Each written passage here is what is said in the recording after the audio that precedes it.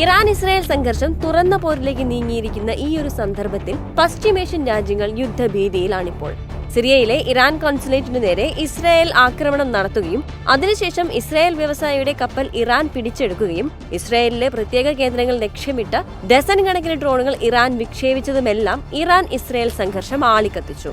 ഇരു രാജ്യങ്ങളും ആക്രമിക്കുന്നതും അവരുടെ നൂതനമായ, ഏറ്റവും സാങ്കേതിക മികവുള്ള, ഏറ്റവും പവർഫുൾ ആയ ആയുധങ്ങൾ ഉപയോഗിച്ചാണ്.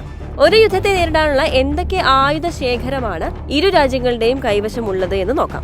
ഇരു രാജ്യങ്ങൾക്കും അതിശക്തമായ സൈനിക ബലമുണ്ട്. റിപ്പോർട്ട് അനുസരിച്ച് പശ്ചിമേഷ്യയിലെ ഏറ്റവും വലിയ ശക്തിയാണ് ഇറാനിയൻ സായുധ സേന.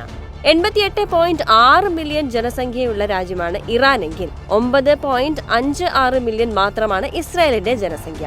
അതുകൊണ്ട് തന്നെ 5,80,000 സജീവമായ സൈനിക പങ്കാളിത്തം ഇറാനിൽ ഉള്ളപ്പോൾ ഇസ്രായേലിനത് 1,70,000 മാത്രമാണ്. കൂടാതെ പശ്ചിമേഷ്യയിലെ തന്നെ വലിയ നാവികസേന, ടാങ്കുകൾ, കവചിത വാഹനങ്ങൾ എന്നിവയെല്ലാം ഇറാൻ എന്ന രാജ്യത്തിന് പിൻബലമായിട്ടുണ്ട്. മറ്റൊരു 2 ലക്ഷം റിസർവ് ഉദ്യോഗസ്ഥർ സൈന്യത്തിനും ഇസ്ലാമിക് റവല്യൂഷണറി ഗാർഡ്സ് കോർപ്സിനും വീതമുണ്ട്. ലബനനിലെ ഹിസ്ബുള്ള, ഗസാമുനബിലെ ഹമാസ് തുടങ്ങിയ ഗ്രൂപ്പുകൾക്ക് വർഷങ്ങളായി അവരുടെ പ്രവർത്തനങ്ങൾക്ക് ഇറാന്റെ പിന്തുണ ലഭിച്ചു വരികയാണ്. മേഖലയിലുടനീളം വ്യാപിച്ചു കിടക്കുന്ന ഇത്തരം ഗ്രൂപ്പുകൾക്ക് ധനസഹായം നൽകുന്നത് ഇറാൻ സുരക്ഷ, രഹസ്യാന്വേഷണ പ്രവർത്തനങ്ങളിൽ ഏർപ്പെടാനും നിഷേധാത്മകത നിലനിർത്താനും ഇറാനെ സഹായിക്കും. ആത്യന്തികമായി ഭരണകൂടത്തെ സ്വയം സംരക്ഷിക്കാൻ സഹായിക്കുന്നുവെന്ന് ചില വിദഗ്ധർ വിശ്വസിക്കുന്നുമുണ്ട്. അതേസമയം കൂടുതൽ നൂതനമായ ആയുധങ്ങളും മികച്ച ശക്തിയും ഇസ്രായേലിനുമുണ്ട്. ഇസ്രായേലിന് 4.65 ലക്ഷം കരുതൽ സൈനികരുണ്ട്. എന്നാൽ ഇറാന്റെ ആ എണ്ണം 3.5 ലക്ഷമാണ്. ഇസ്രായേലിനേക്കാൾ കുറവാണ് ആ സംഖ്യ എന്ന് ചുരുക്കം. ഇറാന് 512 യുദ്ധവിമാനങ്ങളാണ് ഉള്ളതെങ്കിൽ 612 യുദ്ധവിമാനങ്ങളുള്ള ഇസ്രായേലിന് എയർ ആയുധശേഖരം ഇറാനേക്കാൾ വലിയ രീതിയിൽ മെച്ചപ്പെട്ട ഒന്നാണ്. ഒരു രാജ്യത്തിന്റെ GDP ആശ്രയിച്ചും യുദ്ധക്രമങ്ങളിൽ മാറ്റം വരും. അങ്ങനെ നോക്കുകയാണെങ്കിൽ ഇറാനേക്കാൾ GDP കൂടുതലുള്ള രാജ്യം ഇസ്രായേലാണ്. $10 ബില്യൺ തങ്ങളുടെ മിലിറ്ററിക്ക് വേണ്ടി ഇറാൻ മാറ്റിവെച്ചപ്പോൾ $24 ബില്യൺ ഇസ്രായേൽ മാറ്റിവെച്ചിട്ടുള്ളത്. എന്നാൽ അമേരിക്കയുടെ ആയുധ പിന്തുണയുള്ള രാജ്യമാണ് ഇസ്രായേൽ. അതുതന്നെയാണ് ഇസ്രായേലിന്റെ ഏറ്റവും വലിയ നേട്ടവും.